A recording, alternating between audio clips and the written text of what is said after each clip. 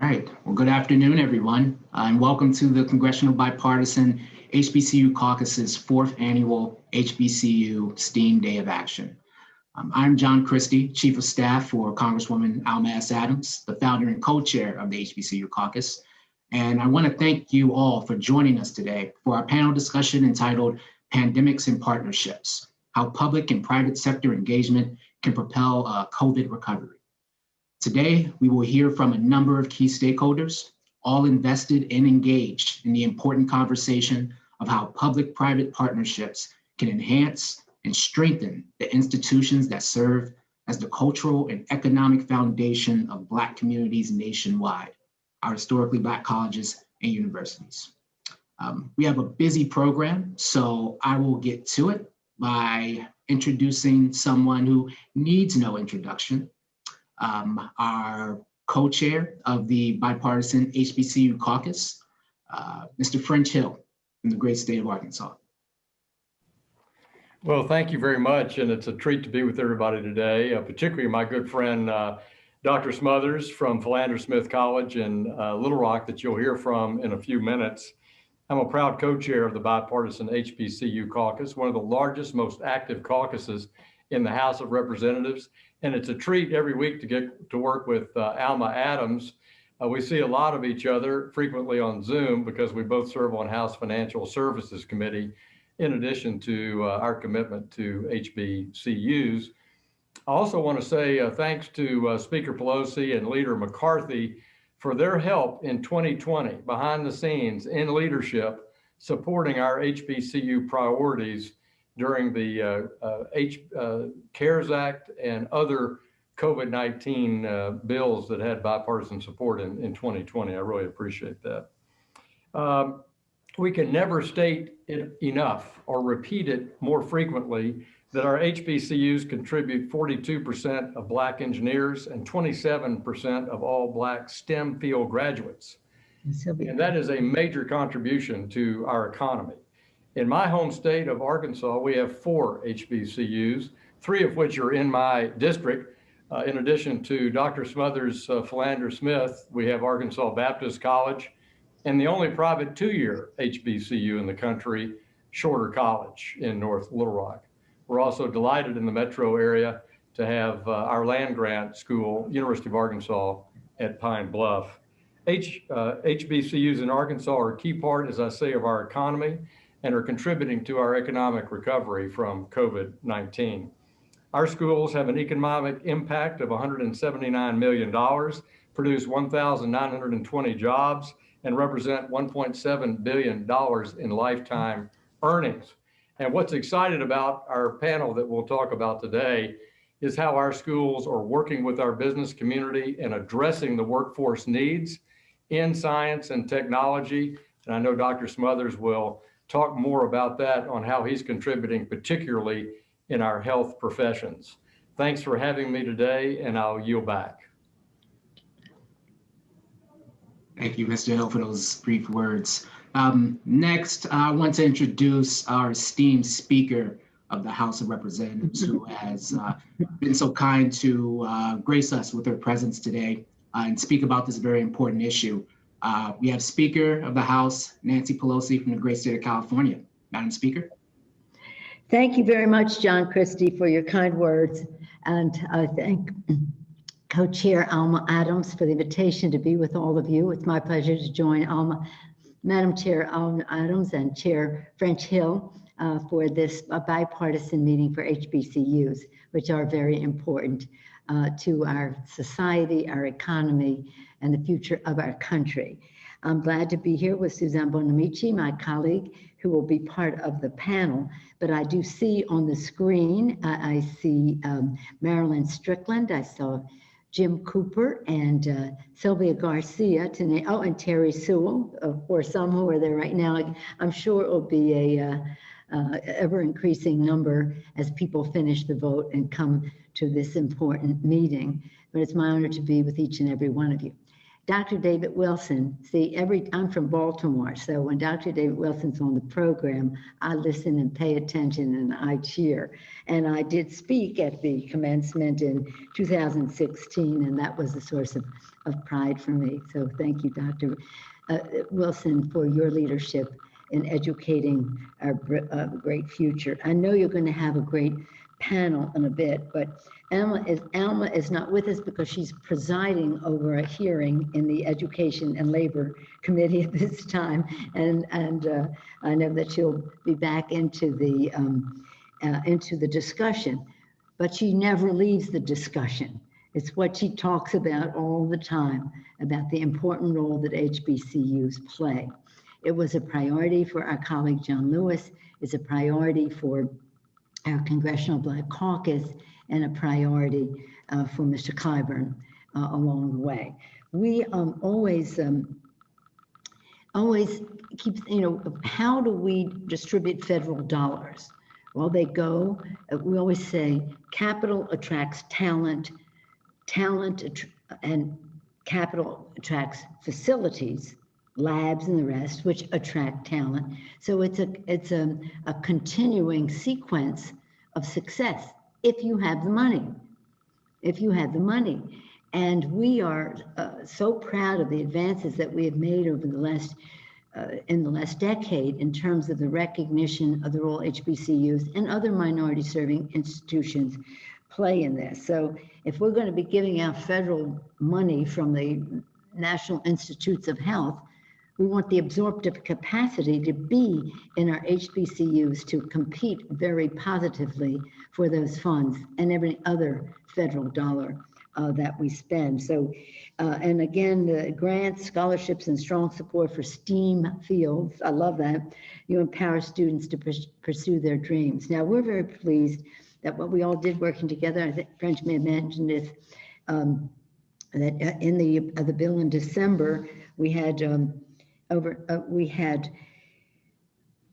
$700 million for HBCUs, as well as $1.34 billion in loan forgiveness for 44 HBCUs borrowed under the Capital Financing Program. And then we expanded Pell Grant eligibility by the largest amount in a decade. That's what we did working together. In this bill yesterday, in the rescue plan, $40 billion is there for higher education. And of that pot, 1.3 is in relief for HBCUs, which is the largest chunk of the minority serving institutions. It ensures the institutions of higher ed dedicate at least half of the funding for emergency grants to students to curb hunger, homelessness, and hardship. You have reported to us the needs of the students, and that has been a way for us to get, again, more funding. And then I know that some of you were advocating for, Mr. Clyburn was very careful about the wording on anything that had to do with infrastructure, with the broadband, but we have over $7 billion to reimburse schools and libraries for equipment such as hotspots, internet services, and computers. We want to do more in the infrastructure bill, but for the specific coronavirus-centric initiatives, that was what we had in there. But it's really a joy to work with all of you. I've spoken at FISC. I've had the honor of speaking at a number of HBCUs. And aren't we proud that the Vice President of the United States is a graduate of an HBCU? Oh my gosh. She had her choice. She could have gone anywhere. She chose Howard, and America has chosen her. And we're so very, very pleased with that. But we're proud of every graduate. HBCU's commitment to STEAM education has produced, as Mr. Chairman Hill said, 40% of African-American engineers attend HBCUs. HBCUs graduate 46% of Black women who earned degrees in STEM.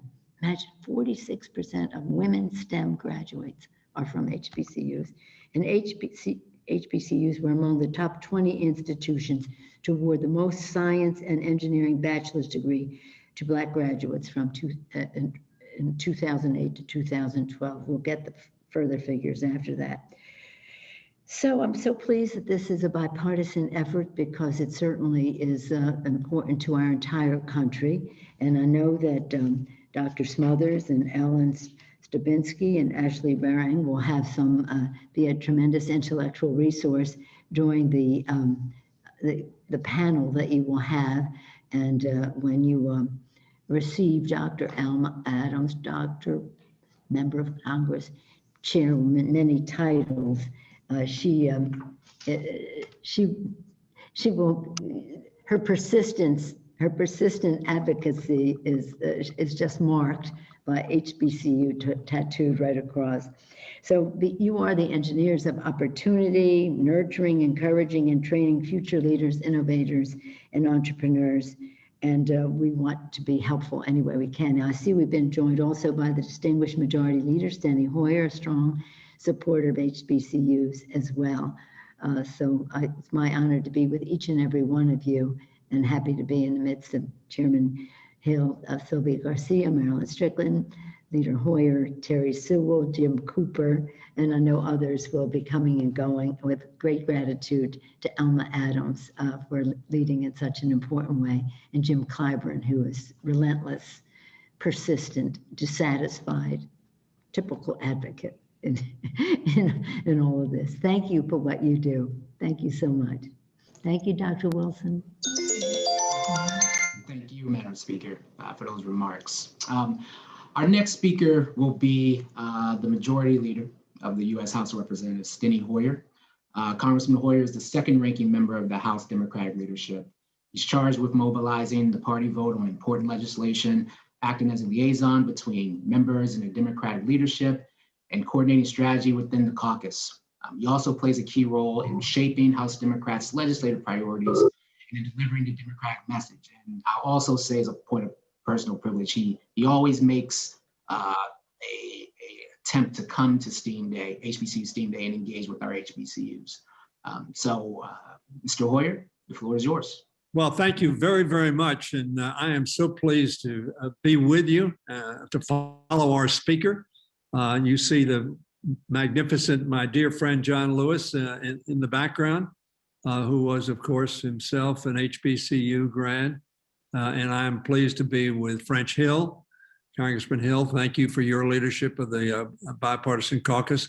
And of course, my dear, dear friend, Alma Adams, and Terry Sewell, I see on the screen, who's a wonderful, wonderful advocate. Sylvia Garcia, I also see on the screen. I don't see Jim Cooper, but I'm sure Jim's around, and Marilyn Strickland, who are going to be on the panel, and Suzanne Bonamici. So I'm pleased to be with all of you. You know, I'm so excited about what so many people are doing on behalf of HBCUs. We're celebrating the critical role that they play in our education and skills training in this country. We, of course, as you probably know, have 4 HBCUs in Maryland, of which we are very, very proud. So I'm pleased to join Dr. David Wilson, who is the president of Morgan State. I understand he's going to be on the panel with you.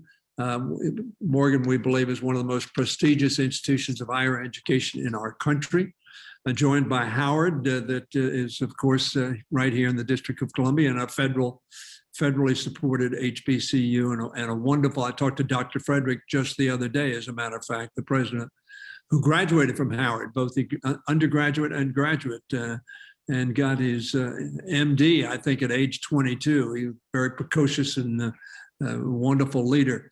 Also, I am very proud in my district, Bowie State University, which is the oldest HBCU in Maryland, then Coppin in Baltimore City, and the University of Maryland Eastern Shore.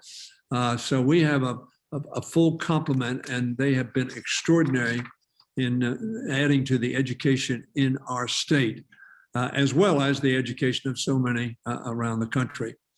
The virus outbreaks have intermittently shut down campuses, as we know, and disrupted classes. For HBCUs, the pandemic hit particularly hard. You may be discussing that. Some saw as high as a 20% decline in enrollment for the fall of 2020, a real hit, while 10% of colleges and universities overall have gone virtual for this semester. 23% of HBCUs have gone virtual. A third of the African American households in the country do not have access to high-speed internet, which of course poses an extraordinary challenge to HBCUs when they are going virtual. Thankfully, Congress took a big, bold step this week to address the challenge, approving President Biden's American Rescue Plan. This was an extraordinary week. This bill is going to make a transformative difference in America. And very frankly, as you know, we put a lot of money in there for colleges, $40 billion for colleges and universities to help make up for the lost revenue that they have experienced. Including in that funding is $3 billion set aside for HBCUs and tribal colleges and universities, as well as minority serving institutions. With that major step now having been taken, the challenge today is to identify what additional resources HBCUs need from the federal government to ensure that they can continue filling a very important need in America's higher education landscape. As I said, Morgan, Bowie State, Coppin, UMES, Eastern Shore play an extraordinary role in our state, and I know play around the country. I am committed, as all of you know, as I thank for the kind words in the introduction, to working with the Congressional Bipartisan HBCU Caucus to ensure that Congress prioritizes those resources as part of our efforts to help colleges and universities build back better from this pandemic and continue preparing their students for success in our economy. Already, minorities are underrepresented in STEAM fields, which are science, technology, engineering, art, design, and mathematics, as all of you know.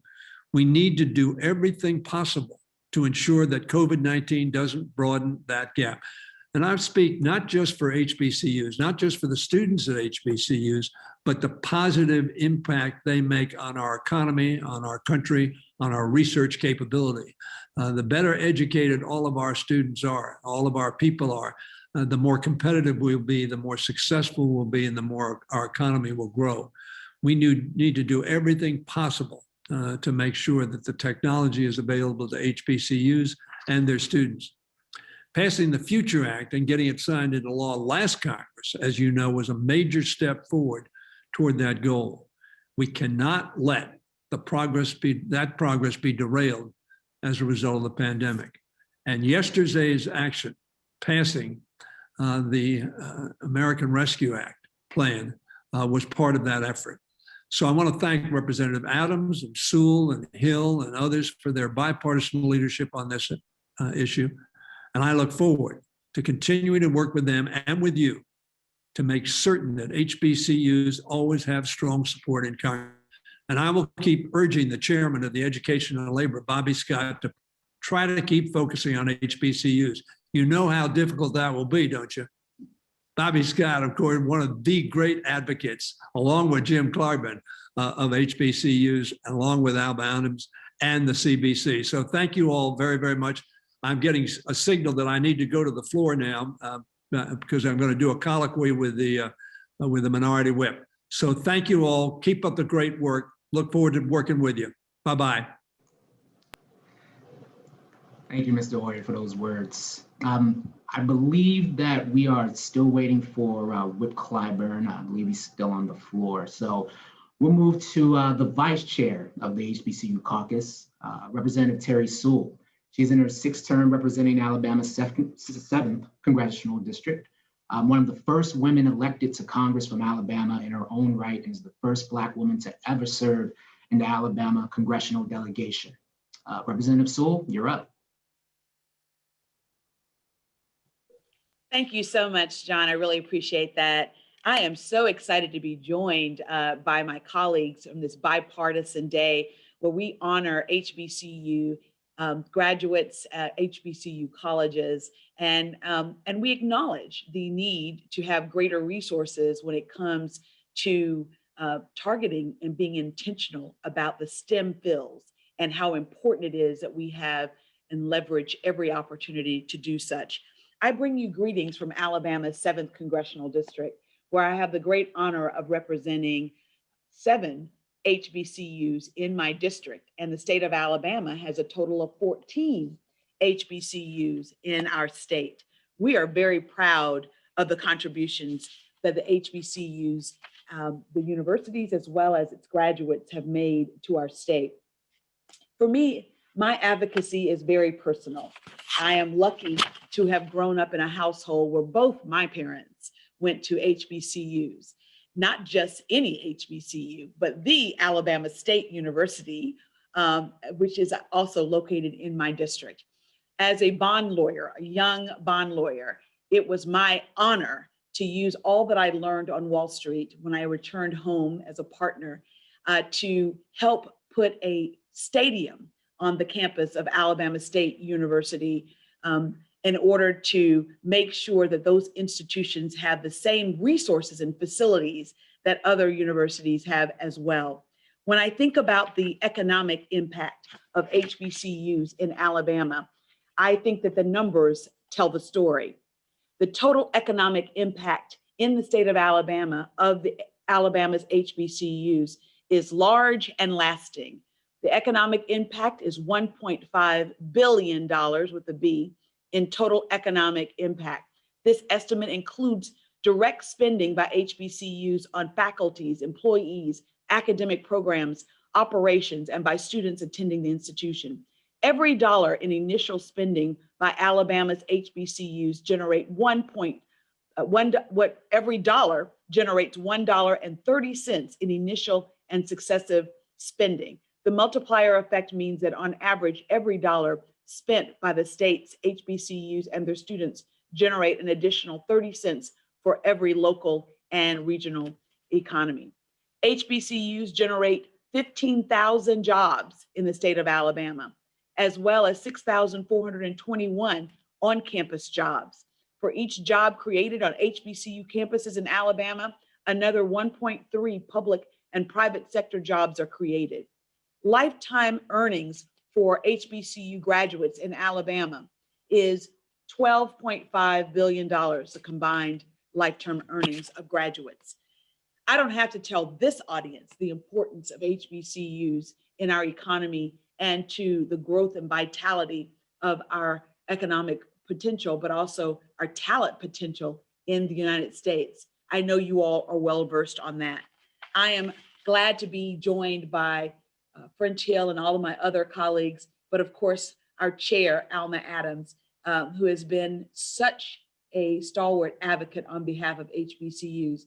We all like to be the wind beneath her wings as she fights for HBCUs. And I know that we all understand the importance of their lasting and long-term effects of making sure HBCUs are not just that they don't just survive, but that they thrive, and that they are an important part of our fabric of education and economic engine in the United States. With that, I want to again thank everyone for participating. I especially want to thank our panelists for participating. You represent the very best of our HBCUs, and I look forward to the panel discussion. Again, I want to congratulate the Bipartisan HBCU Caucus for yet another wonderful program, this one on STEM. All right, thank you very much, Representative Sewell, and thank you so much for your leadership on the HBCU Caucus. Our next speaker will be Representative Jim Cooper. Jim Cooper was born and raised in Tennessee and lives in Nashville. A New York Times columnist called him the House's conscience, a lonely voice for civility in this ugly era, and a tart-tongued moderate who seeks bipartisanship on fiscal matters and other issues in a polarized political climate. And I think we all call him a great champion for HBCU issues. Mr. Cooper, you're on. Thank you so much. I'm honored to be with all my HBCU friends. You know, the way these meetings work is usually everybody brags about their own HBCUs, and I'm going to do that. I love Fisk, Meharry, TSU, American Baptist. They're awesome. And Tennessee has 2 other HBCUs over in Memphis. But I want to go deeper than that. You know, this is kind of a golden age right now of HBCU funding. I hope it's just a start and it continues and accelerates. But this is a lot's been accomplished from the public sector. I look forward to working with my business friends, my private sector friends, to make sure those partnerships are built and enduring, because the government, taxpayers, certainly are making a bigger investment than they have in the past. But my real point is this. The people in the HBCU caucus who are the most active are on the supply side. We represent the colleges, universities who are producing the wonderful HBCU graduates. I would love to see the caucus extend to the folks on the demand side, those congressional districts and those firms that hire HBCU graduates, because we need supply and demand. Working together, we can make it stronger for everybody. So I'm going to go around and encourage my colleagues to work on their firms back home to hire the HBCU grads. We've got to really make that link very strong. So it's not just those of us on the supply side producing the wonderful graduates. It's also those folks who are eager to hire them and that pay great salaries and build great careers for these folks. So that's my point. I'm honored to be with you on the call today. HBCUs are so important. Keep up the great work. All right, thank you, Mr. Cooper, and thank you for bringing up something that I think the HBCU caucus can work on, something new and something innovative. Our next speaker will be Representative Sylvia Garcia. Ms. Garcia was elected to the U.S. House of Representatives in November 2018, becoming the first Latina ever to represent Texas's 29th Congressional District and one of the first 2 Latinas to represent the state of Texas in the U.S. Congress. And I'll also just mention that Representative Garcia received her Doctor of Jurisprudence from Thurgood Marshall School of Law at Texas Southern University in Houston, which of course is one of our few HBCU law institutions. So Representative Garcia, you're up. Well, thank you so much for the invitation. And, I was asked sometime last year when a friend of mine discovered that I had joined this caucus, they asked me, well, why did you join the HBCU caucus? And I said, well, because when Alma Adams stops you and she looks at you in that teacher, kind of way and says, well, I hear you graduated from TSU Law School and you're not part of our caucus. How come? I felt like she was the teacher and she had caught me without having done my homework. So I immediately said, Alma, if you want me to join the caucus, I will join the caucus. So I've been a member since. And of course, I'm happy to do that because I support HBCUs. And I do that not only because I'm a graduate of a law school of an HBCU, but because I firmly believe in them. And I feel like they really do have an important place in the educational system of our country. And I think I'm really thankful for Speaker Pelosi and all the leadership in making sure that we directed more dollars to them this last session. And let me just say, Terry, when you mentioned Representative Sewell about negotiating, a football field, those things were so important and a part of collegiate work. That when I was county commissioner, we were putting together the funding for a new soccer stadium.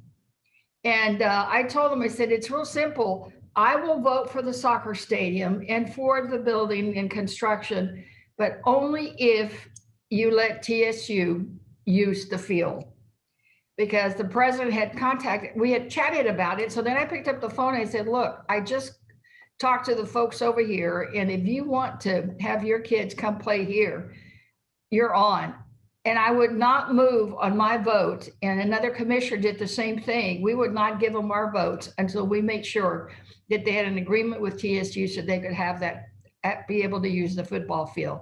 That's a partnership. That's 2 groups joining together to make sure that we get things done. And that's why I was so glad that Representative Cooper mentioned that we need to now focus more on the partnerships.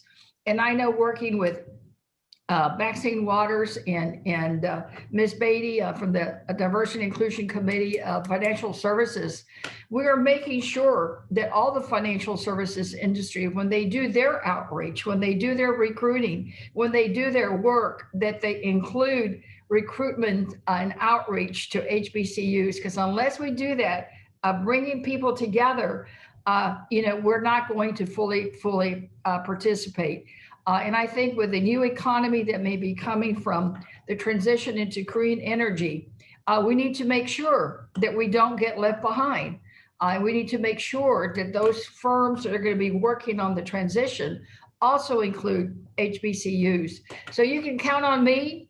I'm a proud graduate of an HBCU professional school, the law school.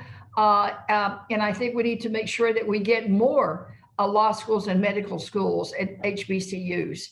Because again, it's an important niche that's important.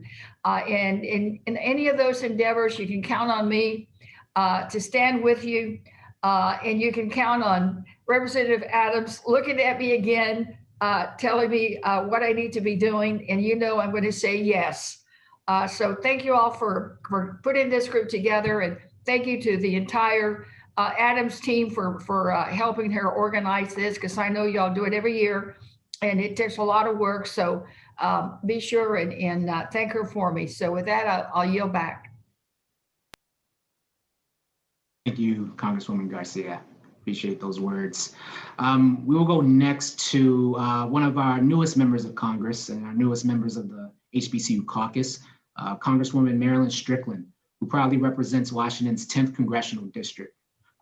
She's also the first African-American to represent Washington State at the federal level and one of the first Korean-American women elected to Congress in its 230-year history.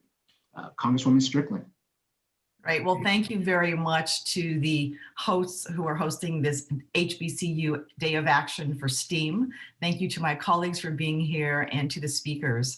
I'm Marilyn Strickland. I proudly represent the 10th Congressional District of Washington State, and I'm a graduate of Clark Atlanta University, where I earned my MBA. And I'm so proud of that distinction because without that education, I would not be sitting here in Congress. As I think about how we can partner more effectively with the public and private sector to support our HBCUs, I think about a few things. I think about recruitment of students who graduate. I think about the actual hiring and promotion of students within organizations. And I think about resources, equipment, technology, labs, all the things that HBCUs need to compete in STEAM, but also ensuring that we are sustaining funding so that that equipment and technology stays modern, current, and updated. I also think about the fact that as we talk about the significance of HBCUs, they were created at a time in America where if you were Black, you could not go to a university. And here we are today while they are enduring and getting the much deserved attention and highlight that they should have. I am so thrilled that you are seeing more funds go to HBCUs. I'm thrilled that I'm hearing about more young people considering HBCUs. And so I think we will start to see spikes in enrollment as we come out of this pandemic. HBCUs do a few things. They empower people. They empower people politically, economically, and socially. And we know that there is a wealth gap between Black families and their counterparts, whether they're white, Asian, and Latino. We want to make sure that HBCU grads have access to jobs that pay well, do so in a way that is debt-free or with very little debt, and allow people and families to build wealth. But I want to talk about the political empowerment part as well. What I'm thrilled about with this caucus is that it is bipartisan, and that is something that is much needed in Congress. And as we talk about economic power, empowerment, and political empowerment, the best way to demonstrate that we are truly bipartisan is to support H.R. 4, the John Lewis Voting Rights Act. When we talk about empowerment and we take away people's right to vote or we make it hard, that is the antithesis of what HBCUs stand for. So it's my honor to be here today to support HBCUs, to provide as much funding as we can, not just to buy equipment and to hire students, but to sustain that funding so it lasts in perpetuity. And thanks again for letting me be here. All right. Thank you, Representative Strickland, for your engagement and for those words. So that will wrap up our member speaking slots for this event. And with that, we'll kick it to our panel discussion. And to do that, I am going to introduce the moderator for this discussion, Ms. Ashley Barang. She's the Executive Vice President of Public Affairs at the Information Technology Industry Council. As ITI's Executive Vice President of Public Affairs, Ashley leads external engagement for the association in the United States and internationally. She works directly with the world's preeminent technology companies to manage and navigate a rapidly evolving regulatory and legislative landscape on trade, tax, cybersecurity, emerging technologies, environment and sustainability, broadband deployment, data privacy, immigration, and other issues. So she stays busy. And we are always so happy to have ITI's engagement with us on numerous of our HBCU caucus related events. So without further ado, I'll kick it to Ashley to get us started with our panel. John, thank you so much. And thanks to you and Congresswoman Adams' team for all the work that has gone into today and a week of events. Just really want to give you and your team a shout out for all of your work. Thanks also to those of you who joined the first part of our program. It was a large bipartisan group, and I think that signifies not only the importance of, but the impact that our nation's historically Black colleges and universities have in our economy, society, and more. I also want to thank Congresswoman Alma Adams. Much has been said about her leadership on the HBCU caucus. She is a driving force, and Congresswoman Adams, along with fellow co-chairs, Representative French Hill, and on the Senate side, Senators Chris Coons and Tim Scott, they have overseen the growth and development of this caucus that is now over 100 members strong in Congress, and it's just a really encouraging sign for where we're headed. ITI, as John said, is proud to be a supporter of the HBCU caucus. We represent nearly 80 of the world's largest technology companies, and on behalf of the industry, I want to reiterate our commitment to working together with the leaders who are here today, community stakeholders, students, and others to realize the power and potential that is the HBCU system. Today, sadly, I think we are all recognizing marks the 1-year anniversary of when the World Health Organization recognized COVID-19 as a global health pandemic.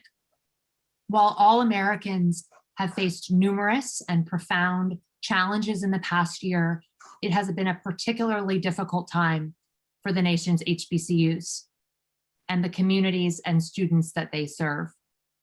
Today, we are going to talk about how the private and public sectors can partner to drive the recovery at these institutions, not only in the immediate term, but position them for long-term and sustained success and growth. We have an incredible group of leaders with us today that span education, government, and the private sector. And before I introduce them and jump into the discussion, I want to just offer a few housekeeping items. We are later in the hour going to take questions from the audience. We want this to be a participatory and dynamic discussion. So if you have a question that you'd like to ask and incorporate into the panel, please use the raise your hand feature in Zoom to ask your question. If you're joining us by phone and not on your computer, you can be recognized by pressing *9. When you ask your question, please identify yourself and your organization. So let's turn to our panel. Congresswoman Suzanne Bonamici has represented Oregon's 1st Congressional District since 2012. Among her several accomplishments in Congress, she is the founder and co-chair of the Bipartisan Congressional STEAM Caucus.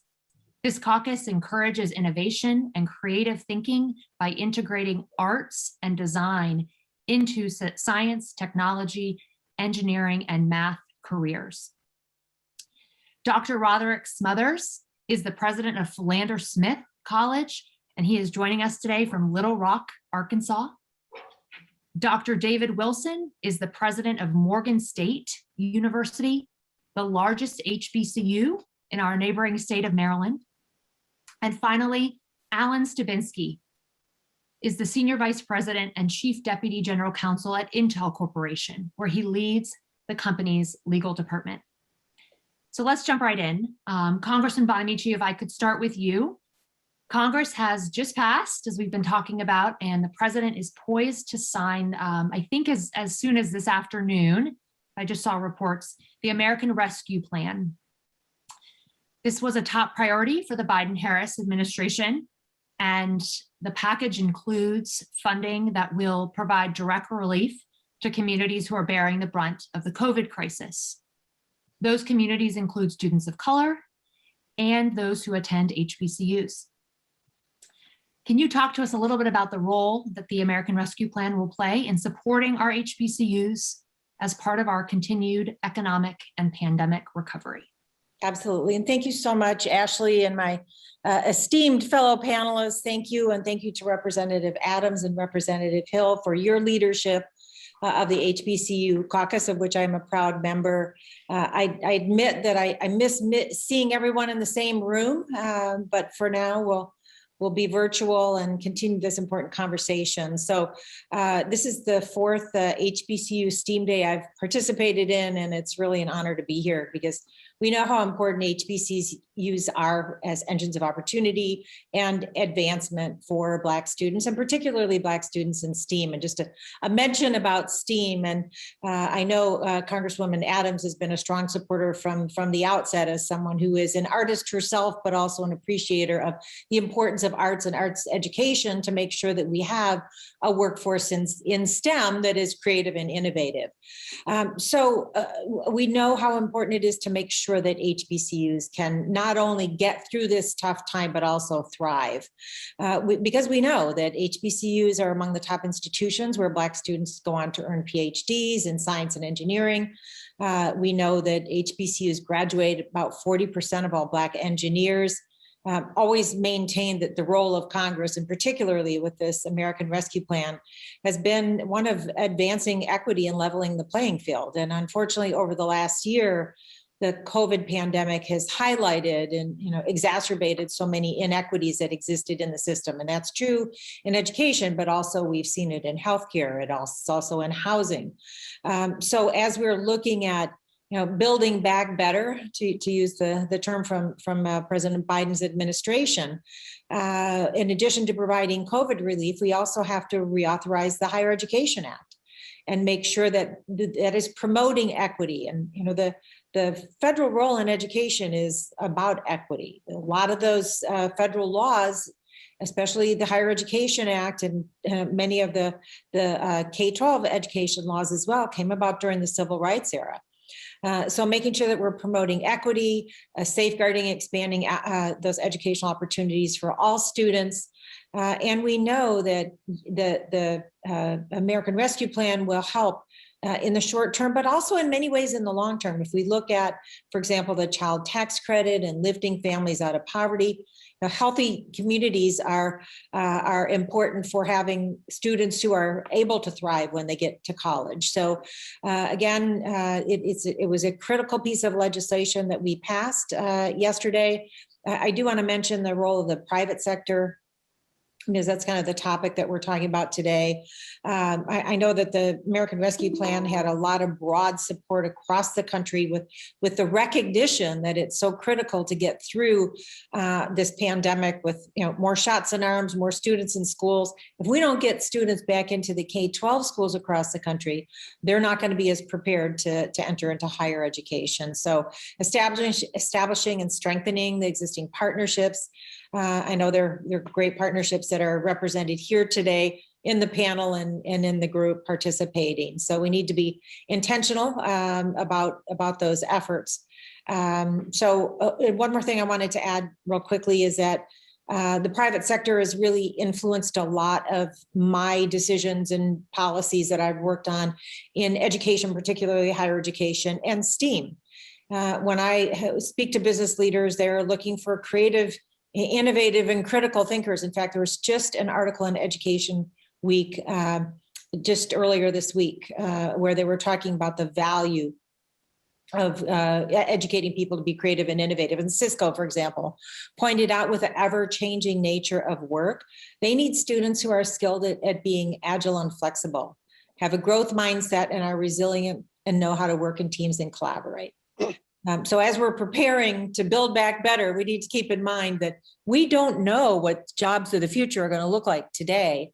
Here's a quote from that article. McKinsey and Company asked global HR professionals around the world, what are the missing skills that we need for an increasingly automated world? They identified problem solving, critical thinking, innovation, and creativity as most needed, followed by the ability to deal with ambiguity and complexity. So those are all things that come from a well-rounded education. The places that are doing this well are not cutting the arts. So that's the importance of STEAM, but it's also importance of recognizing that when we get through the pandemic, we need to make sure that we have an education system that truly prepares all students, and particularly because of the benefit of diversity in STEM fields, to have STEAM learning or that creative critical thinking as part of education. Congresswoman, thank you. And just building on your remarks, I would like to turn to Dr. Wilson to get a perspective from HBCUs and from the students themselves. So Dr. Wilson, you have served as the president of Morgan State for a decade. And I would bet that the past year presented challenges unlike any in your tenure. What are those unique challenges that HBCUs are facing right now that other higher education institutions are not? And what are the needs of your students in the immediate term and going forward? And finally, just to build into the public and private sector perspective, how can those sectors be most supportive of HBCUs and your student population as we go forward in the months and years ahead? Ashley, thank you very much for those questions. I certainly join everyone else in expressing our appreciation to Congresswoman Adams and the Bipartisan Caucus that has been formed to advocate so strongly and so effectively on behalf of HBCUs. I don't want to assume anything, so I'm just going to take about 45 seconds and say a word or two about the institution I have been absolutely blessed and honored to lead for the last 10 years, Morgan State University. We are one of the largest HBCUs. We are a high research institution. We have about 8,000 students. We're #1 in the US in producing Black electrical engineers. We're #1 in the US in producing Black construction managers. We're #1 in civil engineers, #3 in industrial, and #3 in transportation systems in the United States. We also are #1 in the United States in terms of Black women who have received their undergraduate degrees in engineering, who have gone on to get PhDs. And we're #2 in the United States in Black males who've done that. And then #1 amongst all HBCUs in Fulbrighters. Nearly 150 of our students have been selected for the Fulbright program, and they've studied in nearly 50 countries. So I've been around the horn. I've been at Morgan for 10 years, and prior to coming to Morgan, I was a chancellor within the University of Wisconsin system, and then I served as vice president of Auburn University in Alabama for 11 years. And so I have certainly seen the challenges that higher ed has faced from all angles. But the COVID-19 pandemic, as you indicated, has really served up for Morgan and other HBCUs a challenge unlike that which I have seen in all of my 30 years of experience in higher ed. First of all, and I have to be brutally honest, I think if you had a conversation with the president or chancellor and you asked them, how are your students doing? If they didn't respond by saying they are not doing well, they are prevaricating. And so our students are not doing well in this space. I'm looking at my screen and it has me frozen, so I hope that my volume is still coming across.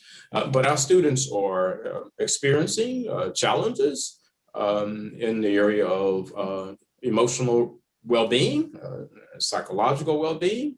And so certainly we have had to minister to the needs of those students because we are virtual, as if they were still on campus through telecounseling and beefing up the staffs there and checking in with them with great regularity. And even as I speak, I have just put in place a group, I call it, around resocialization and reacculturation as we begin to bring students back because they've been away for a year and a half or so, and they're used to a place like Morgan or a place like Philander or a place like fill in the blank, institutions where every single day they know they belong, every single day they know someone cares about them, every single day they're going to get nurturing, every single day that institution is a family. And then all of a sudden they're thrown into this kind of topsy-turviness where they can't figure that out. And so we are trying to strategically now plan for how do we reopen in the fall and welcome back 8,000 students, and that in and of itself is going to be a challenge. During this particular period, we have been in conversations with so many corporate partners, and I really want to applaud those who have voluntarily actually sought me out and have said, David, look, let's have a conversation, let's set up a Zoom call, let's talk about the type of partnership that Morgan can have with a fill in the blank. And we've had those with Intel and just all over Bank of America and Goldman Sachs. I can go down the list. But what I think we have learned as we have had these respectful conversations, public and private, is that from the standpoint of our students, they are now even more concerned than ever about taking on additional loan debt. They were already knee deep in loan, and the average student at Morgan, and 90% of my students at Morgan qualify for some form of financial aid. And we had to dig deep into our coffers to keep as many of those students from dropping out because they simply just did not want to embrace loans at all. Their parents had, many of them had lost their jobs in this pandemic.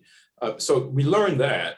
And as a result, as I began to have conversations with corporate partners, and many of them have embraced our thinking on this, I think corporations can come in and they can have conversations with us around investing in what I may call scholars programs, jobs initiatives where they're providing scholarships to students, to talented students, and they're also providing what I would call well-structured opportunities for networking, for coaching, for mentoring, for job shadowing, for paid internships to kind of ease the burden of finances on the one hand, but then opening up opportunities for career advancement on the other. And so that is certainly one thing that we have learned in this particular space. The last, and I want to be respectful of time, but the last is that what we've learned at Morgan even more is just how committed, innovative, and world-class our faculty is. They are so committed to the success of the students. That's not a trite phrase at Morgan. It is not a trite phrase at HBCUs.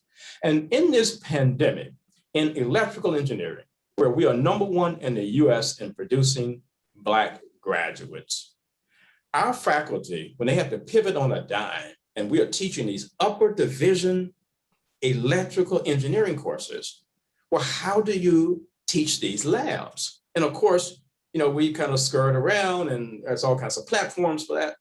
But they looked at all of those and said, but this platform is not representative of the high quality of instruction that we have come to embrace at Morgan. And my faculty in engineering developed many lab kits on their own for all of these upper division electrical engineering lab courses. For students who lived within a 50-mile radius, we worked with them where they came to the campus, they picked up these lab kits that were innovated and developed by our own faculty. And for the ones that were 50 miles outside of that radius, we overnighted those to them. And so we learned even more about a level of commitment and dedication on the part of faculty at Morgan and at other HBCUs to students in a very real way in real time. And what I would conclude by saying, I want to quote April Ryan, who is a graduate of Morgan State University. And when she spoke at Morgan about 3 or 4 years ago, she said, you know, graduates and President Wilson, let me tell you one thing. This is why I love Morgan, and this is why we love HBCUs. She said, Morgan loved me to success. And that's the point here, is that through this pandemic, we have discovered even deeper ways of loving our students to success. Dr. Wilson, thank you so much. Just inspiring to hear stories, positive stories of the way that, we were have been forced to innovate to fulfill, our objectives as higher education institutions. Dr. Smothers, let's bring you into the conversation, if we could. We've spent some time and obviously, on the heels of major legislation like the American Rescue Plan, talking about funding. But I want to talk about, all the other components, if you will, other initiatives. What types of initiatives can the private sector be developing, growing, initiating with HBCUs to help them in the here and now? And then Alan, we can turn to you and talk a little bit about the Intel example and some of what you've undertaken. But Dr. Smothers, could you start? Sure, Ashley. And again, thank you for bringing me in. And let me just take a moment of personal privilege to just acknowledge that we've been joined by our leader, the amazing Congresswoman. She knows that we refer to her in the United Negro College Fund network of member institutions as the global ambassador for our historically Black colleges and universities. So Madam Congresswoman, Madam Chair, it's just an honor to see you today. And thank you so much for giving us the opportunity to be a part of this panel. I'm just checking in to listen right now, and I'm enjoying the conversation. And thank you so much for all of the work that you do for our students. Nothing could be finer than to be at an HBCU. I know what it does for the students that you work with, because I know what it did for me. Thank you, Madam Congresswoman. Ashley, you asked a very good question, and I want to say first that I echo the sentiments of everything that our brother President, Dr. Wilson from Morgan sputtered a moment ago. We at Philander Smith College are here in Little Rock, Arkansas, and we are in the state's capital city. But I will say that we are making a difference, and we're making a difference, Ashley, because we have embraced, if you would, some of the very things that we have been talking about here today. But I want to say, before I state specifically, just a couple of examples of how we've been able to partner with private entities and corporate entities to address some of these issues. We know, as Dr. Wilson said, that COVID-19 has had just a disproportionate impact on our African-American students. I always like to say that when higher education writ large gets a cold, our HBCUs get the flu. And if you can imagine that analogy and the symptoms that go along with it and how you have to treat those, our HBCUs find themselves being able to really limp along simply because we're just under-resourced. And so again, Congresswoman Adams, and to you and all of your colleagues, it was thank you for the support that we have seen come about as a result of the federal government. And you championing that cause has really resulted in significant support for our institutions. But now it actually is time for the private sector to step up. The funding in Congress gave us debt relief, they gave us grants, but now we really need true partners, and we need the private sector to step up. As much as we meet the national needs of the workforce, and we've uttered those statistics as well, that the fact that our HBCUs are disproportionately producing a high percentage of African-American STEM graduates and graduates in other disciplines, the arts as well. However, we just need more corporate and private partners. We have an amazing workforce on our campuses. And now our HBCUs, the private and the publics, are looking for true partners who are willing to invest in our institutions to help us to take our infrastructure, our technology, our labs, our support for our students to another level so that we can produce an even higher quality of graduate. And so I want to talk specifically about just two examples that have recently come about at Philander Smith College. I mentioned to you that we're here in Little Rock, and I'm unlike Dr. Wilson, who's spent a decade at Morgan. I'm only 7 years in at Philander Smith College, but I think we've been doing some great things. We started off our strategic planning initiative with a few ideas, one of which was that we had to go to corporate Arkansas and sit with their leaders and ask them what could Philander Smith College do for them. Resultantly, we came up with an initiative. It's a tongue twister, but it's called WISE-P3. WISE-P3 is an acronym for Workforce Innovation and Strategic Economic Public-Private Partnerships.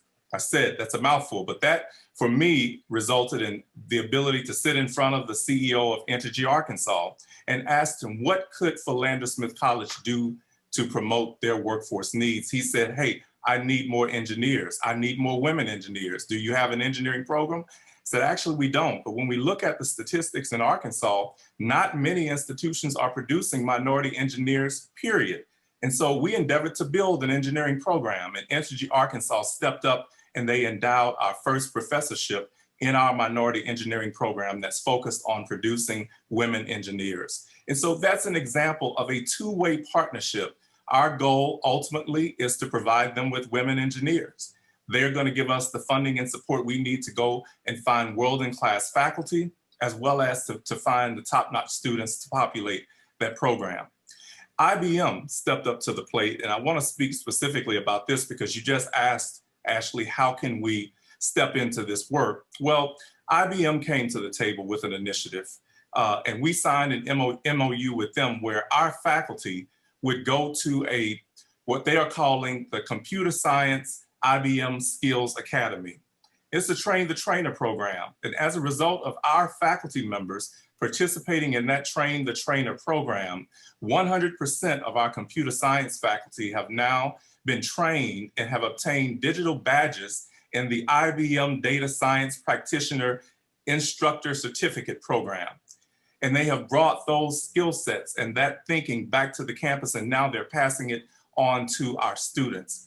Imagine if we had more companies. I see Intel is a sponsor of this forum today. If we had more entities who were willing to bring our faculty to their organizations, to their companies, and train them on what they want to see in their workforce so that they could then come back and teach it on our campuses. I think that's certainly one way, Ashley, that we can go about doing this work. I also want to mention that we're also in a partnership with Microsoft. And Microsoft, through a community skills program, has given us support for the next 3 years to take tech and digital skills into poor communities that would not normally receive that type of support. And so, as you know, Arkansas is one of a few Delta states. We are sitting in the middle of one of the poorest regions in the country.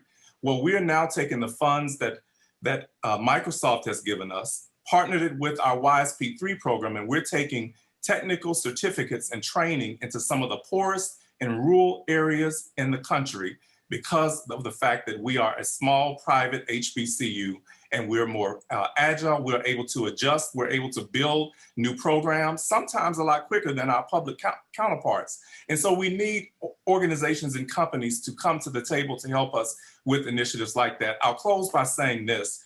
The Congresswoman said at the onset of this conversation today that while STEM is important, STEAM is even more important.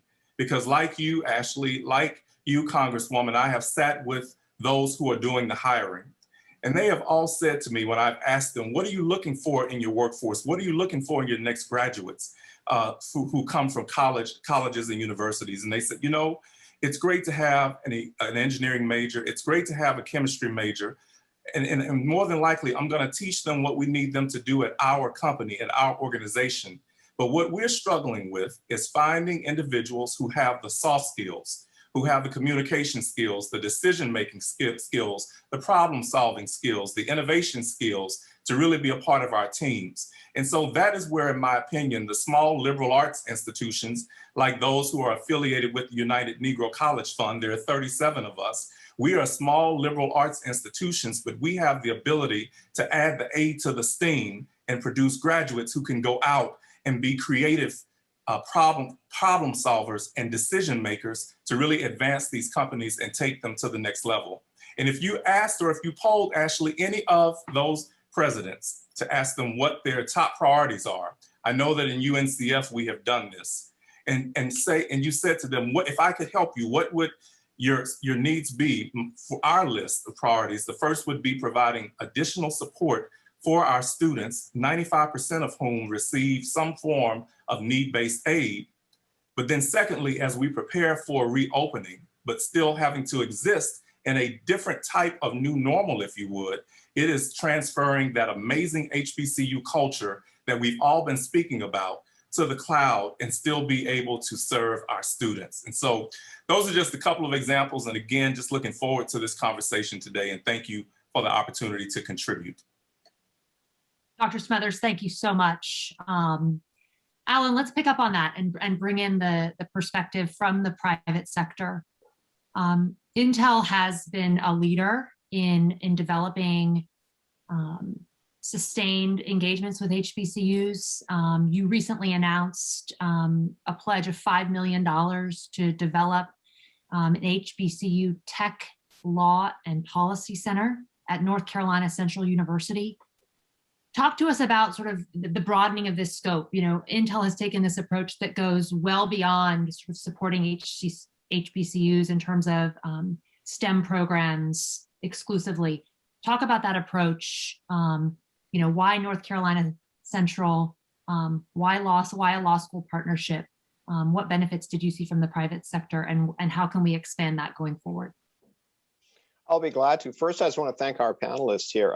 These are dark times that we're in, unprecedented dark times. And I want to share, thank Dr. Smothers and Dr. Wilson for sharing some of your bright spots. There are bright spots all around us. You know, we're coming back. And I couldn't agree more with Dr. Smothers, the point you made, a call to action for private industry.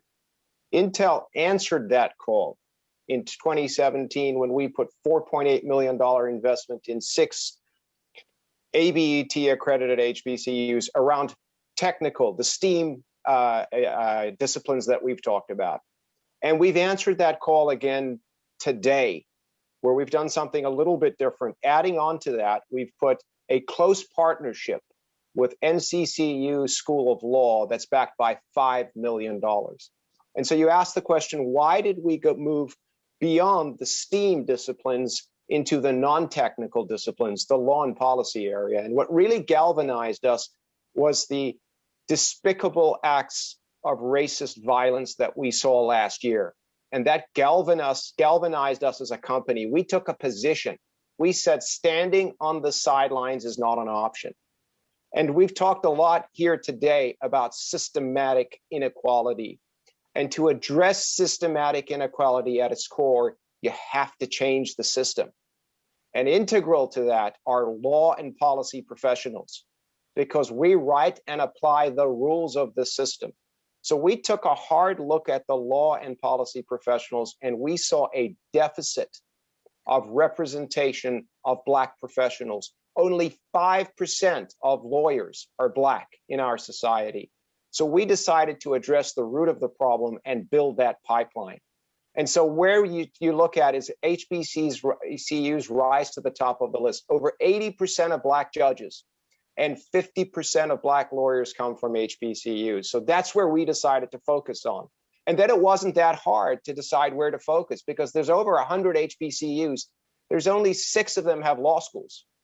That in of itself is a problem. And of those 6, NCCU rose to the top of the list very quickly, because it's a fine institution, but also its close proximity to the research triangle in North Carolina. You know, we heard Representative Cooper talk about demand and supply. We've got the technology supply side in North Carolina, close proximity to the tech industry. And on the demand side in Silicon Valley, there is a tremendous, voracious demand for technical and non-technical talent. And so what our hope is with this partnership is to create a bridge from the East Coast in North Carolina into the West Coast, into Silicon Valley, sponsored by Intel.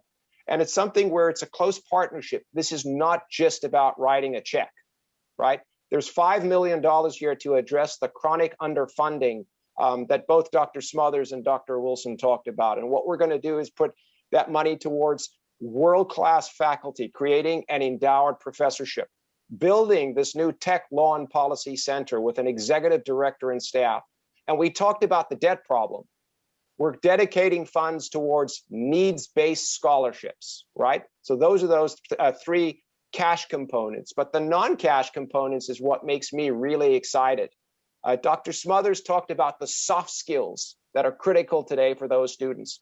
The part of this program that's super exciting is that at Intel, our professionals will have the opportunity to help shape the curriculum for this new center, and we will come in and do guest lecturing and create relationships with the students and mentoring. And we're going to back that up by a summer associate program where we're going to bring 3 students this summer, starting this summer, to work at Intel, because we know how pivotal those first opportunities for young adults to have working in professional environments. And adding brand names of leadership companies like Intel will open doors for them as they go forward into their careers and prosper.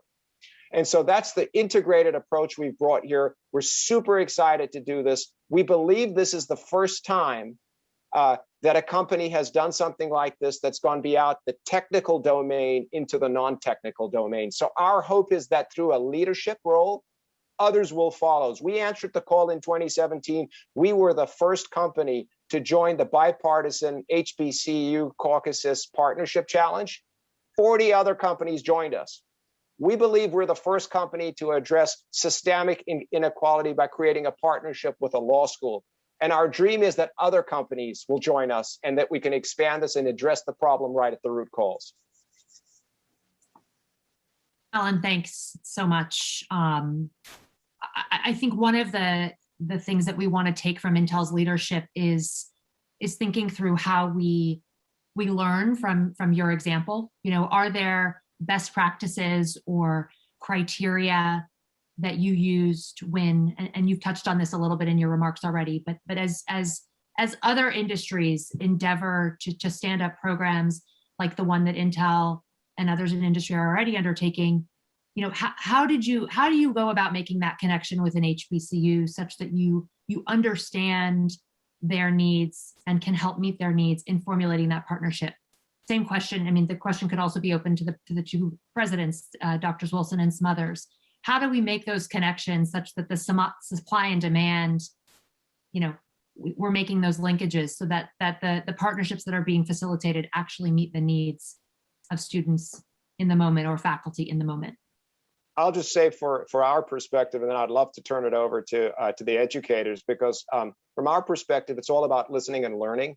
And the HBCU Partnership Challenge really provided us that forum to engage. We've got to engage with the educators. We got to engage with the HBCUs. And we got to engage with our industry partners. And through that process of listening and learning and discovery, we learned about the best practices for forging strategic and sustainable HBCU partnerships. And so that 4-year journey of learning, this is the culmination, and we're starting to apply those learnings. This is early in the journey. We still have a lot of learning to do. So I'd love to hear from Dr. Smothers and Dr. Wilson how us and others in the industry can work better with you. Well, Alan, I just want to, if I may, Ashley, Alan, I just want to commend you for the amazing work and this amazing program that you're launching. And, you know, I guess the obvious thing to say would be, how can Philander Smith become a part of this, right? However, that's not my statement or question today. Congressman French Hill, who is Madam Congresswoman, your co-chair of this wonderful caucus, often reminds me that, you know, a lot of folks don't look to the smaller states where they don't think that there are great things going on. And so I would encourage Alan, you and those who are like you to number one, get to know our HBCUs. At UNCF, or in the United Negro College Fund, we welcome and invite leaders from corporate entities all the time to have conversations about us. And I like one thing that the CEO of Goldman Sachs said on CBS the other day, that in addition to putting program funding into this initiative like you're doing, they're also looking inwardly to see where they have African Americans in leadership positions, and where they don't, they are aggressively and intentionally looking for opportunities to bring African Americans in, or other minorities to be in those positions. And I can't think of a better place for you to start than looking amongst our alumni ranks, where we have graduates who have already graduated, who are there and prepared and ready to walk into leadership roles. Because it's only when there is diversity at the table of leadership, if you would, that these types of programs can really catch wind and be successful.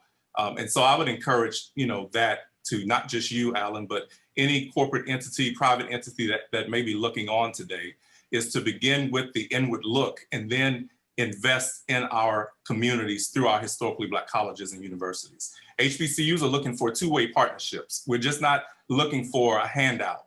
We are absolutely looking for opportunities where our institutions can also be a part of that supply-demand continuum, right? We want to provide a quality graduate to you all, and that's hopefully what will come out of this conversation today.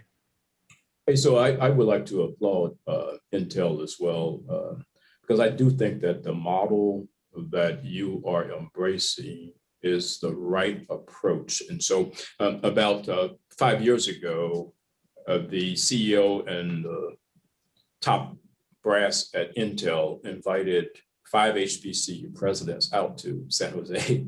And it was the most amazing, respectful conversation, closed door conversation, as I remember. And when the doors closed, the first question we asked was, did you fly us all the way out here to have a polite conversation or a real conversation? And the CEO and the top brass said, the door's closed. It's time for a real conversation. And a real conversation unfolded. And as a result, major investments were made in institutions and HBCUs. In the case of Morgan, it was a partnership. It wasn't a participantship. Where we understood what your needs were, you understood what our expertise was, and how do we further develop that. And we ended up developing a master's program in data analytics. And that now has already graduated 10 students, and I believe a couple of them are employed by Intel. But as we were seeking to develop stronger relationships with tech companies, particularly in the Silicon Valley, but all over the US, I was shocked at the fact that very, very, very few people in leadership in those companies knew anything about our institutions. And it was a level of perception without really having that to be based in reality. And so as we begin to issue invitations to the CEOs and others, why don't you come to Morgan? Why don't we just design maybe an executive in residence program? And you can come and you can talk to our students, bring some of your colleagues with you. Well, as we really scaled that up, I can recall so clearly, we had visitors, and I went out to meet them, and they said, well, oh, Dr. Wilson, this campus is nothing like what we thought an HBCU would be. And it's like, And so if you thought the campus was not going to present itself a certain way, then what kind of perception do you have about the talent? And then as they began to meet the students and meet the faculty and interact, it was like, this is just amazing. So I do think the conversation And the respectful conversation is the first step toward a true partnership. And once again, as I have looked in on what Intel is doing, I can put some more corporate partners in this sentence as well. But Intel, you are in the conversation today. And so I do want to say that I really do applaud the way you're going about developing partnerships with HBCUs, not participantships. Ashley, if I could just weigh in briefly, I do need to move on to another meeting, but before I do, I just wanted to thank you and of course, Representative Adams and Representative Hill. And this has been a wonderful conversation. Thank you so much to Intel, to Dr. Wilson, to Dr. Smothers. As we are getting through, thank you to our educators for recognizing the challenges of the pandemic, while also talking about the bright spots, and food insecurity and housing insecurity among students is serious concern. And the American Rescue Plan did provide about $40 billion to institutions of higher education with a set aside 77.5% for HBCUs, tribal colleges and universities, and minority serving institutions. But the public-private partnership is really critical. I applaud Intel. Alan, thank you for the holistic approach as well.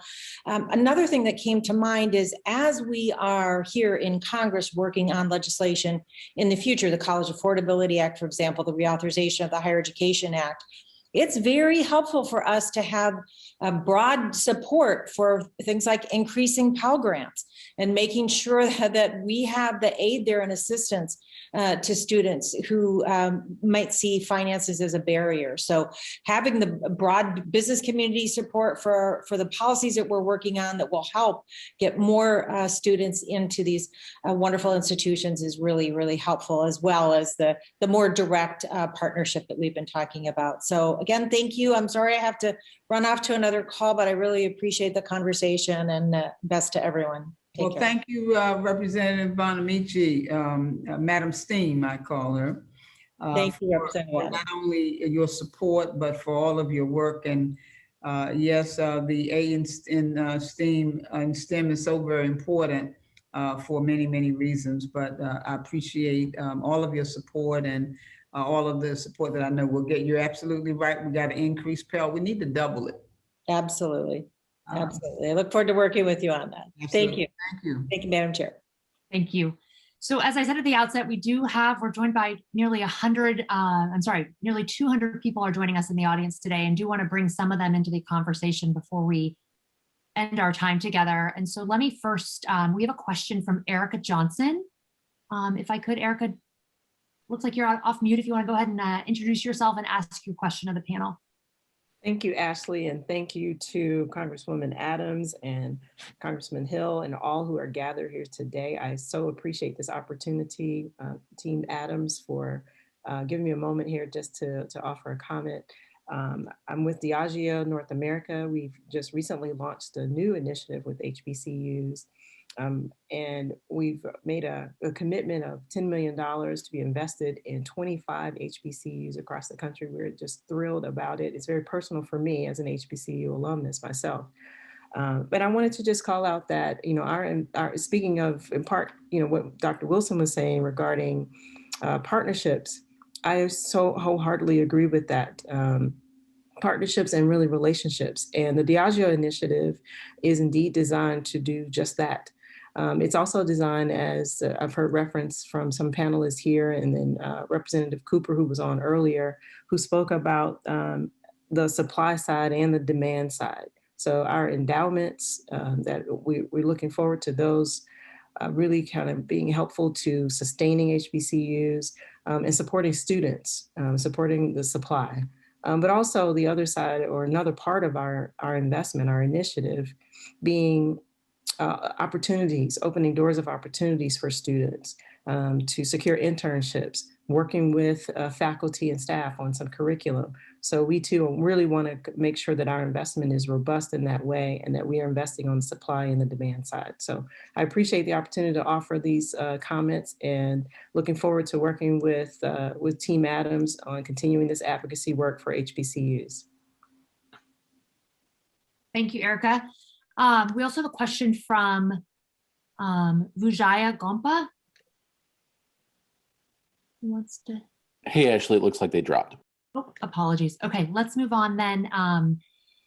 Daniel Egby is also asked a question, and it looks like he's joining us here. Daniel, if you want to unmute yourself, and you can ask your question.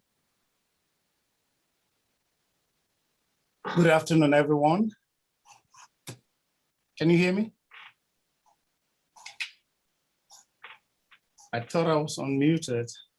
Good afternoon, Daniel. We can hear Daniel, you. go ahead. Can you hear me? Yes. Yes. Good afternoon, everyone. This is an excellent conversation we are having here. I'm a faculty member at Philander Smith College. I am proud to say congratulations, Dr. Smothers, for your presentation so far. As a faculty member here, I see the way our students, struggle in this during this pandemic. And one of the things that I would think I hope comes out of this conversation is the recognition that we need to provide opportunities for students to uplift them. There's a lot of, they come from different backgrounds, challenging backgrounds, that some of them cannot even afford to come here. Dr. Smothers, we know very well the effort you put in trying to make sure that the banquets we have to raise funds to support our students. A lot of our students are first-time college attendees. They come from very poor backgrounds. So my question to this panel and the group is, how do we go about to alleviate this acute student debt problem student debt crisis that our students face? How can we help them so that they're not just thinking about attending college, but they want to think about graduating and move, and having gainful employment without worrying about the debt, the student debt loans that they own? Can any of the panelists take this question? Well, Dr. Egby, you get to see me all the time, so I'll chime in, but any other panelists is happy. I know that Congresswoman Adams and the other members of Congress have been working very hard, as you know, to do a few things, one of which is to double Pell, which she just mentioned. And so if we are able to double Pell, then obviously that means that more grant aid for our students means less borrowing for our students. But we also know that President Biden and his promises to America when he campaigned was that he and Vice President Harris would come up with a way to grant students some student loan debt forgiveness. And Congresswoman Adams, I don't know how far that is on the priority list with the agenda for the caucus, but I'm hoping that student loan debt forgiveness remains to be a priority. And so that's one way I know that we can address what you're mentioning, Dr. Egby. It remains a priority, as well as doubling Pell and infrastructure, Hbcu. We need that. Thank you. Daniel, thanks so much for your question. You're welcome. We'll go to Shea Howell, who is joining us now. If you want to unmute yourself and introduce yourself. Sure. Hello, everyone. I'm Shea Howell with TIAA, and it's such an honor and privilege to be here today. This is my second annual STEAM event, so I'm thrilled to be here and supporting Representative Alma Adams and the Hbcu Caucus, and just talking a little bit about, adding on to the conversation of how you partner with HBCUs. They're such a near and dear group to our heart as a company. And we do it through several ways, such as various partnerships, such as Thurgood Marshall. We also have the TIA Difference Makers Scholarship Program with Howard University. We joined the HBCU Challenge in 2019 and really staying close to the conversations that are happening in the space and the needs of the schools and the students. And then this year will be the third year that we're holding our HBCU Early Career Insights program. And that's really geared towards undergraduate sophomores and juniors to participate and interact with our TIA executives, as well as our HBCU alums. We have very active business resource groups here and lots of HBCU alums and employees that love this event and want to be involved. And it's just a wonderful experience for not only our people, but for the students to build out their networks and really starting to hear about how their degrees might translate into the working world and how does that fit and what does that look like. And so we're excited to hold it again. It'll be virtual again this year, but hopefully we'll have just a greater response as we've had in the past. We'll have 3 new interns starting this summer that came to us from the event through these HBCUs.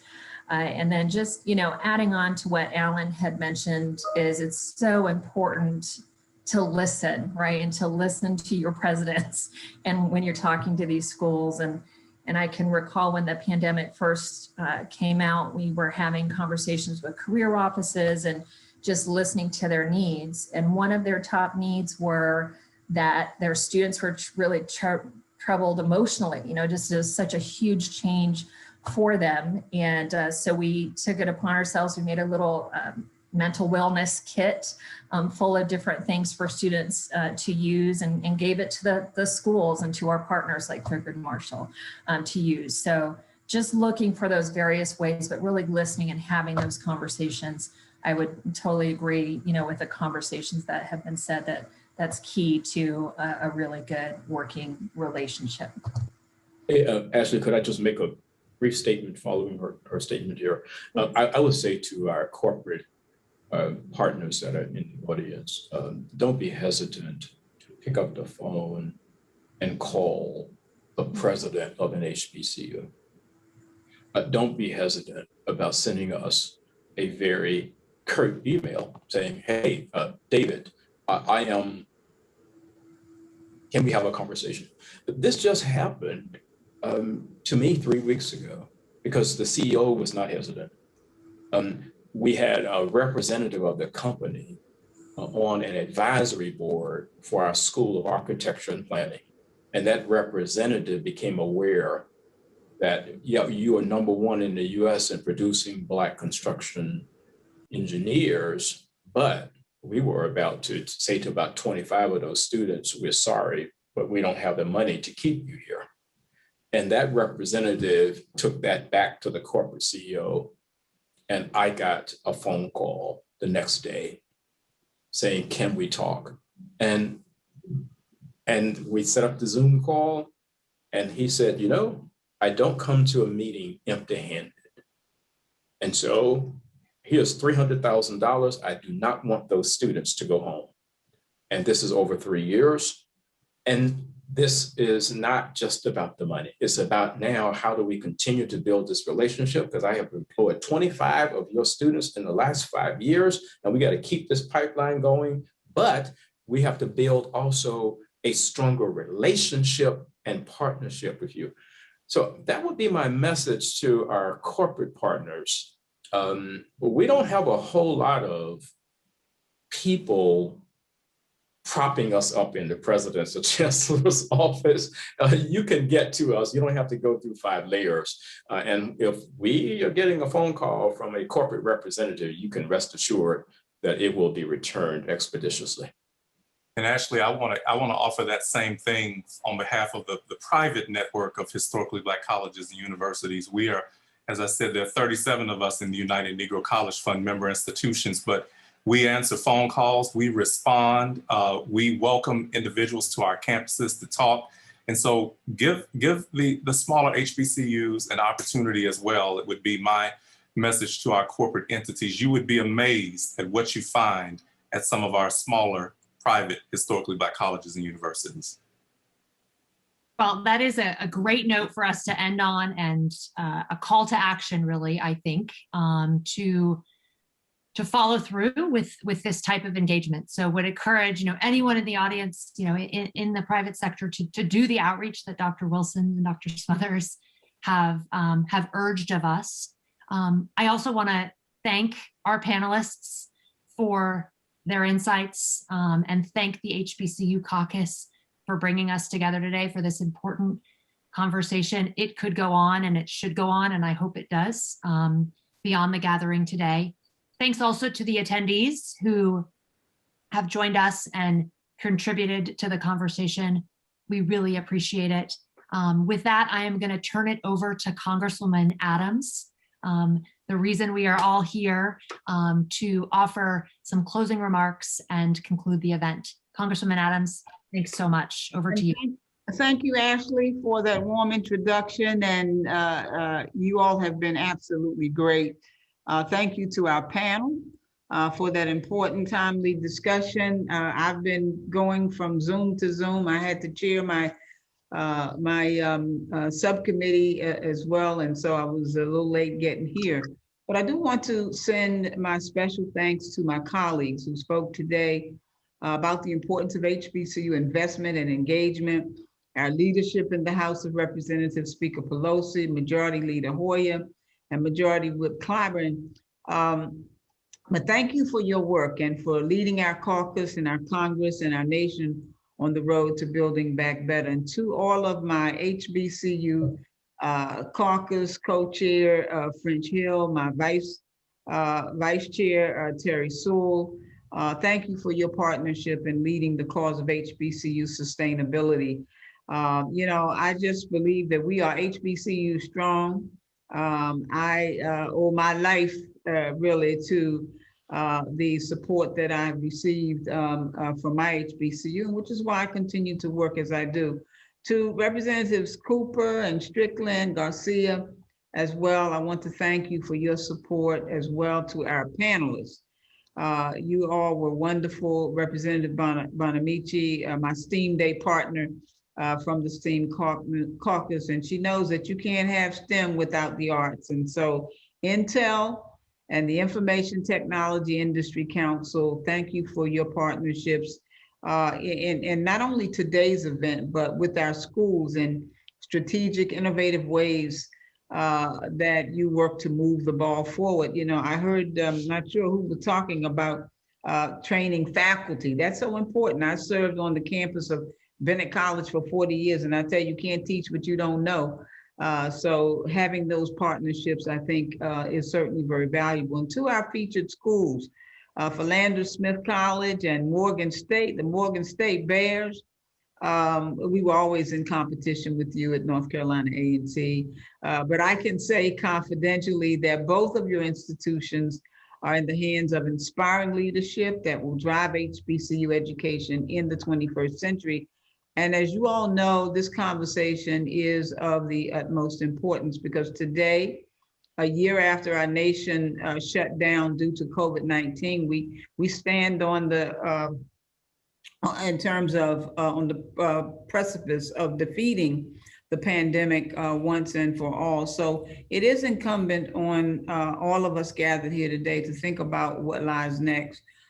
They say that there is, and I believe, light at the end of the tunnel. We're still in the tunnel though, and we want to remind people of that. But we have to answer the question of where do we go from here and how do we make sure we keep our new partnership strong?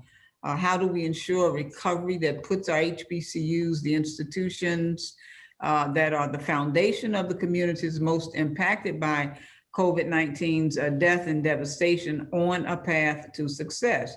Because as everyone gathered here today knows, the success of our Black communities nationwide is almost directly tied to the success of our HBCUs. And because these are the schools that prepare our diverse leaders of tomorrow, it is our Philander Smiths and Morgan States that will produce Intel's next corporate attorneys and ITIC's next policy chiefs. To our corporate partners here today, what we do from here, how we engage with our HBCUs will prove crucial to our nation's economic progress. We know the numbers. They show that companies that report higher levels of diversity and inclusion bring in more revenue, attract more talent than those that don't. So there's no reason for HBCUs, our nation's greatest producers of diverse talent, to not be at the table. You know, say if you're not at the table and you don't have a seat, you're probably on the menu. We don't want to be there. But you all may know the three reasons why the Congressional Bipartisan HBCU Caucus, I found it almost 6 years ago. In addition to creating a national dialogue and educating the Congress, our last and most crucial role is to use all of it as an impetus to pass meaningful bipartisan legislation to address our HBCU's concerns. And at this moment, as we work collectively in this charge, I want to be clear. No matter requires our attention more than the state of HBCU infrastructure. Over 150 years, our schools have educated generations of eager young minds, and through our faculty, and though our faculty is strong, our students bright, in many cases, our campuses look their age. Buildings are crumbling, pipes are leaking, and crucial access to high-speed broadband internet is lacking on far too many of our campuses. And so I ask you, how can we expect a full COVID recovery when our HBCU students and institutions cannot even rely on a fast internet connection in a modern facility? That's why I'm proposing the most significant investment in our HBCUs in generations, a multi-billion-dollar HBCU infrastructure bill. We have a unique opportunity to address the needs of our time and to ensure the well-being of our schools for generations to come. We need to invest federal and state dollars to repair those crumbling buildings, to repair those leaky pipes, to bring high-speed internet to each and every HBCU students. Our goals have to be loftier than that, but that's where we start from here. And we need to do this together. Republicans, Democrats, public and private sectors working collectively to advocate, to invest, and to engage. So, ladies and gentlemen, as we look towards the next year of advocacy, we're not going to rest on our laurels. We build upon the foundation that we have already set. We sit here today on the 77th anniversary of the United Negro College Fund, and we recognize that our HBCU minds are terrible things to waste, but wonderful things to invest in. We strive to ensure that all HBCU minds have the same opportunity as their counterparts, and we strive to wipe out inequity where we see it. We strive to make the HBCU and the HBCU student whole. We strive to build sustainable, long-lasting relationships. And that's what this conversation has been all about, relationships and partnerships. So as we continue our meetings this afternoon and Friday, let's put one acronym at the forefront of every member of Congress's mind when addressing the issue of diversity and inclusion: HBCU. We are HBCU strong. Thank you all so very much, and God bless.